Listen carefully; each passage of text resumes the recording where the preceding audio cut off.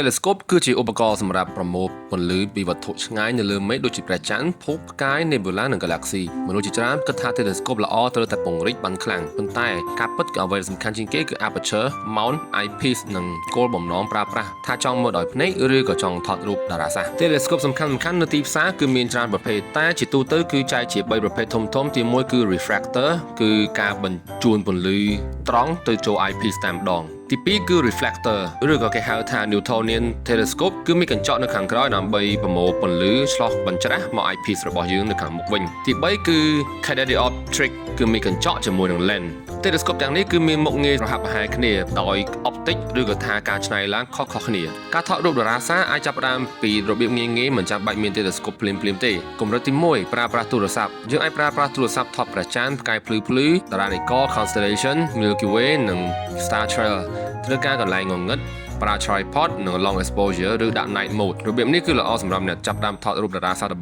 បូងកម្រិតទី2 DSLR mirrorless camera បូកជាមួយនឹង lens ធម្មតាបើយើងមានកាមេរ៉ានិង lens ធម្មតាដូចជា 18-55mm 35mm ឬក៏ prime lens 50mm ឬ lens wide angle ជាដើមយើងអាចថតបាន Milky Way Star Trail Constellation តារានិករនិង landscape nightscape បានយ៉ាងងាយស្រួលនេះជាកម្រិតល្អសម្រាប់អ្នកចាប់ផ្ដើមថត astrophotography ឬក៏ការថតរូបតារាសាស្ត្រមុនចូលទៅប្រើប្រាស់ telescope កម្រិតទី3ការប្រើប្រាស់ទូរស័ព្ទជាមួយនឹង telescope របៀបនេះគេហៅថា afocal photography យើងអាចដាក់ទូរស័ព្ទនៅក្រោយ eyepiece របស់ telescope ដោយថតព្រះច័ន្ទ Jupiter ឬក៏ Saturn ភពវាងាយស្រួលថតប៉ុន្តែយើងត្រូវប្រើ adapter សម្រាប់ទូរស័ព្ទដើម្បីដាក់ជាមួយនឹង eyepiece ហើយដើម្បីថតរូបឲ្យច្បាស់និងមិនញាក់កម្រិតទី4 DSLR mirrorless camera តែប្រើជាមួយនឹង telescope នៅកម្រិតនេះ telescope ដើរតួជា lens ធំមួយវាល្អសម្រាប់ថតព្រះច័ន្ទ nebula មួយចំនួននិង star cluster ប៉ុន្តែបើសិនជាចង់ថត long exposure ឬក៏ថា exposure ឲ្យបានយូរយើងត្រូវការ star tracker ឬក៏ថា equatorial mount ដែលអាចតាមដានផ្កាយបានកម្រិតទី5 cooling astronomy camera បុក telescope នេះគឺជាកម្រិត series astrophotography កម្រិតខ្ពស់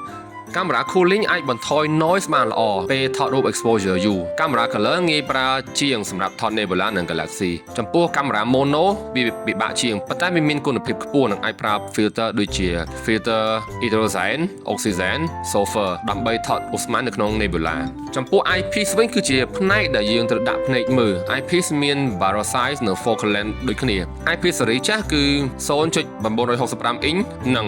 eyepiece ទំនើបសម័យថ្មីគឺ 1.25 inch និង2 inch ជាដើមសម្រាប់អ្នកចាប់ផ្ដើម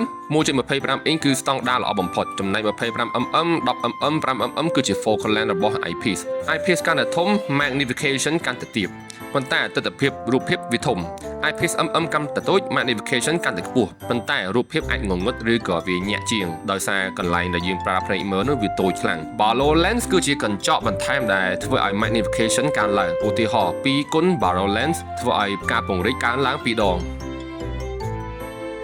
ប៉ុន្តែកុំគិតថា barrel ខ្លាំងគឺល្អព្រោះ magnification ខ្ពស់ពេកអាចធ្វើឲ្យរូបភាពមិនច្បាស់ mount គឺជាផ្នែកទប់ telescope មាន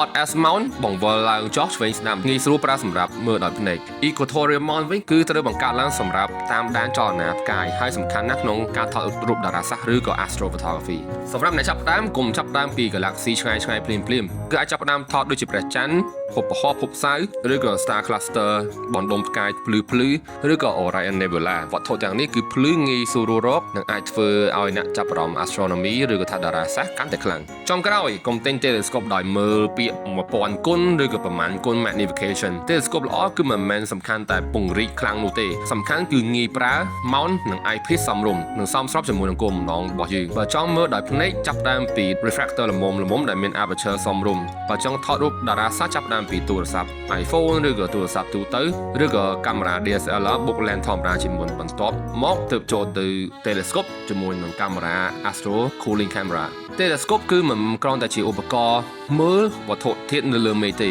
វាជាបង្អួចតូចមួយដែលនាំឲ្យយើងស្គាល់ពីព្រះច័ន្ទភពផ្កាយ nebula និងអាថ៌កំបាំងធំៗនៃចក្រវាឡ Follow Astrocam ដើម្បីស្វែងយល់បន្ថែមពី astronomy astrophotography ការបោះតង់ camping under the stars និងការពារមេឃងងឹតរបស់កម្ពុជា